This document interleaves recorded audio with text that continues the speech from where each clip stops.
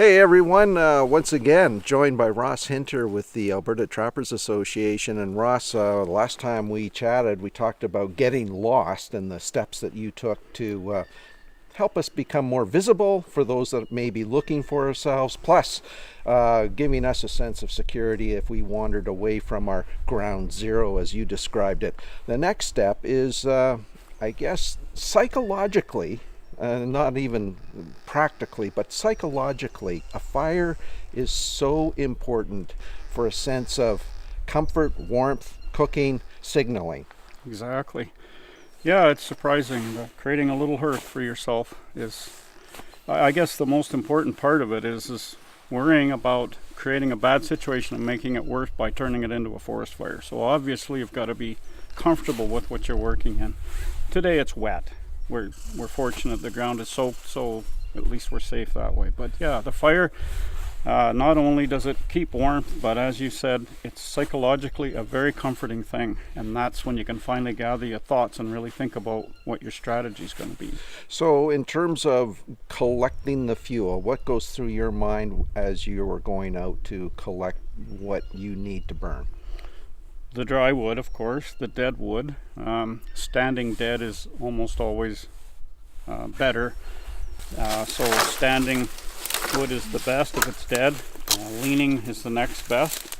And then on the ground, there's a chance it could be wet, especially this time of the year. So that's what I look for. And I don't worry about axe cutting. The least I use the axe, the less chance I have of an accident. So I drag the wood in as long as it is. You need lots of wood anyway. You don't have to cut it. You can burn it as you need it. You just keep moving the sticks in. And then in terms of that first initial getting the fire started, and I mean the list is as long as my arm in terms of the different ways that one can start a fire, but I guess the one that works for you, that you're comfortable in using, maybe that's the key. Exactly. I personally have had some awful experiences with hypothermia, so I do not take it for granted. I try to have 3 different methods of lighting fire with me because hypothermia, if it sets in before you have time to deal with it, you lose the extremities of your fingers, and that's a frightening situation. So anyway, those are the things to keep in mind, is how you're going to get fire going. I carry a little bit of cotton and Vaseline. It's very common now. It's probably the cheapest 2 things you can buy in the drugstore. So I keep adequate amounts of that. But I also show people what they can find in the bush in case they don't have that. And then we talk about how to start a fire when it's been raining, how to get to heartwood. Inside of a wet tree, you can still find dry wood.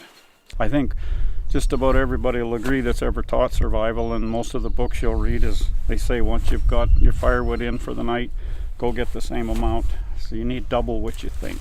So that's a lot of firewood.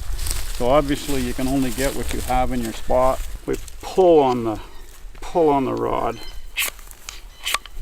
till we get what we want.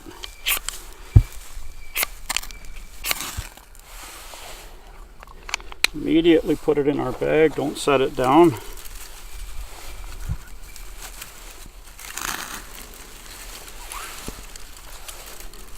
Now we can turn this as we need it to catch onto our fuel.